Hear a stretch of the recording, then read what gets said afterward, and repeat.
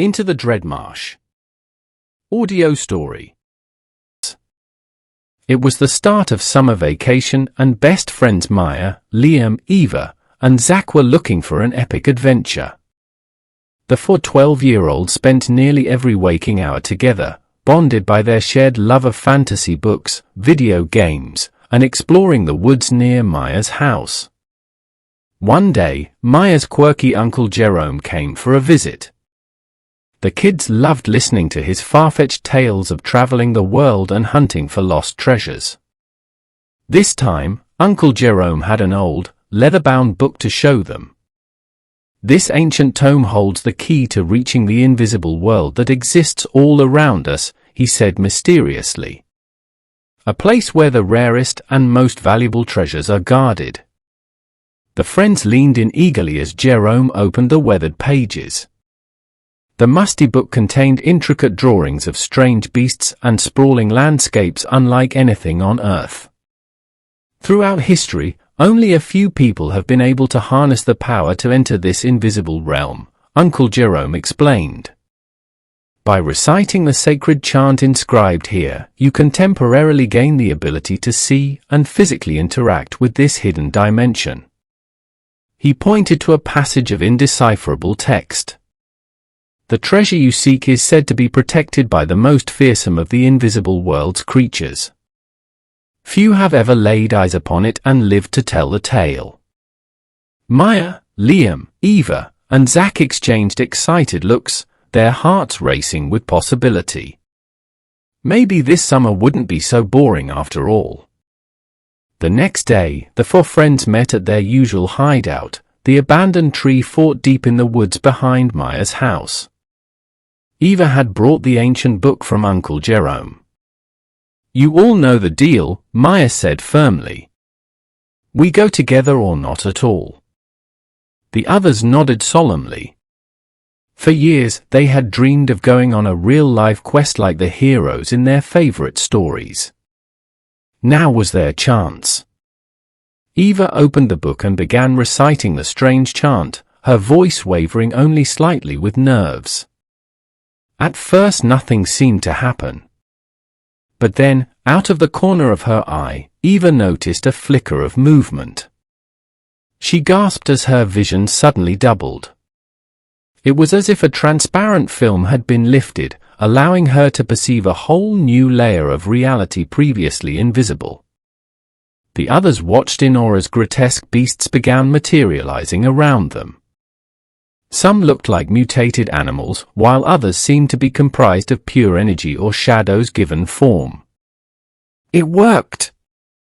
We can see the invisible world, Liam shouted, spinning in a circle to try and take in as many of the strange new sights and sounds as he could. Suddenly, one of the creatures turned in their direction and let out a guttural roar. Maya could feel its eyeless gaze piercing into her soul. Without a second thought, she grabbed the book from Eva and the four friends took off running as fast as they could go. After losing their unseen pursuers amid the winding trails and dense foliage, the friends finally had to stop to catch their breath. Crouching behind a fallen tree trunk, they studied the book for clues about where to go next. According to this map, the treasure is located in the heart of the invisible world, in a place called the Dreadmarsh, said Zach, tracing his fingers over the intricate drawings of a twisted, nightmare landscape. It says it's guarded by the Mirakhal. What's a Mirak thingy? Asked Liam. Maya flipped through a few pages until she found an image that turned her blood to ice water. There, emerging from a festering swamp, was a towering, multi-headed monstrosity with snapping jaws and eyes that glowed like hellfire. Each of its countless necks was as thick around as a tree trunk. According to the description, this horror was called the Mirakhal, an ancient being with an insatiable hunger. I don't know, you guys, Maya said quietly. My uncle didn't mention anything about it being this scary and dangerous. The others exchanged nervous looks. For all their bravado about being brave adventurers, none of them had truly expected something like this. "We've already made it this far though," Zack said, trying to inject some resolve into his wavering voice. "And think about how epic it would be to actually recover a real lost treasure. That's the stuff of legends." Eva and Liam still seemed unconvinced, but Maya could see the longing in their eyes. For kids who basically lived in the world of make-believe, the idea of undertaking a true quest for riches and glory was too tantalizing to pass up. "Okay," Maya said, returning the book to her backpack and standing up straighter. "If we make it out of this alive, it'll be a story to tell our grandkids someday." The friends grinned at each other and set off again, ever deeper into the twisted mirror world that overlapped their own familiar forest. As they went, more and more nightmarish entities appeared, some barely acknowledging the intruders, while others fixed them with unsettling stares or snapped at them with dripping fangs. After what felt like hours of pushing through the bramble-choked landscape and fending off terrible beasts, they finally arrived at the ominous marshlands described in the ancient book. Foul green mists hung thick in the air, occasionally parting to reveal gnarled trees standing in stagnant, oily waters. Just off the soggy path, Maya thought she could make out humanoid shapes writhing and convulsing under the surface. "According to the book, we have to find a doorway of some kind in this place," Eva murmured, trying to keep her voice steady. "But it's not giving us much else to go on." Suddenly, a deafening roar echoed across the marsh. Maya's blood turned to ice as she looked up to see a towering form rapidly approaching through the swirling fog. It was the Merikhal, its horrific visage every bit as terrifying as the illustration in the ancient book. As it drew closer, Maya could see now that the grotesque monster was covered in eyes and slobbering mouths from head to tail. It slithered across the marsh with horrifying speed, fixing them with its countless unsettling gazes. "Run!" Zack shrieked.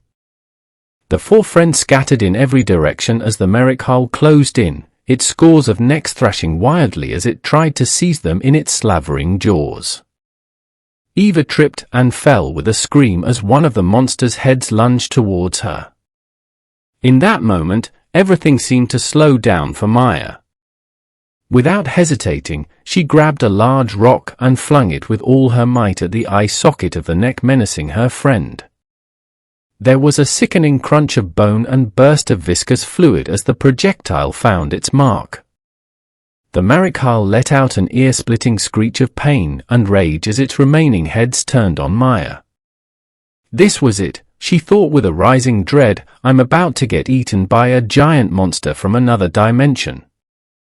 But just then, Liam began shouting and pointing. "Look, over there! I think that's the doorway." Maya glimpsed a shimmering rectangle in the air, like a portal leading somewhere else. Seizing the distraction, the friends fled towards it as the enraged Merikhal gave chase, clawing furrows in the muddy earth with each slithering stride. As Eva neared the portal first, she suddenly stumbled with a yelp and tumbled through, disappearing into nothingness. One by one, Zack, Liam, and Maya followed, hurling themselves through the gateway moments before the Merikhal's gnashing jaws slammed shut where they had just stood. Maya blinked as her senses reasserted themselves. There was an almost palpable feeling of pressure being relieved as she found herself lying on cold stone bricks, back in the familiar woods behind her house. The others lay sprawled dazed around her, the glimmering portal nowhere to be seen. Climbing unsteadily to her feet, Maya caught sight of a large wooden chest embossed with gemstones and intricate carvings. Next to it lay the age-worn tome that had started this whole journey. The four friends stared in awe and disbelief, trying to process what had just happened. We did it," Zack finally stammered out. "That must be the lost treasure. We actually survived and found it." Slowly, their shock and terror gave way to exhilaration, and they began laughing and cheering. Maya pried open the lid of the chest, her hands trembling with anticipation. Inside was a glittering hoard of gold coins, jewel-encrusted chalices, and ornate archaic artifacts that seemed to almost hum with ancient power. The four friends collapsed in an exhausted heap, letting the adrenaline rush of their otherworldly adventure finally subside. They had faced unspeakable horrors and emerged victorious, coming away with riches beyond their wildest dreams. As the evening sunlight began filtering through the trees, Maya realized they each now had an incredible tale of true bravery and heroism to carry with them. Not just some childish fantasy, but a genuine quest that had permanently bonded them as friends and changed how they saw the world forever. That night, as Maya lay in bed, she gazed at the strange artifacts and trinkets from the treasure chest, trying to comprehend their significance and journey. Though the treasure would have to remain a secret, she knew the spirit of exploration and courage it had awakened within her could never be extinguished. With a contented smile, Maya closed her eyes, replaying the thrilling events over in her mind until she drifted off to sleep. In her dreams, she was already envisioning where the next grand adventure might lead.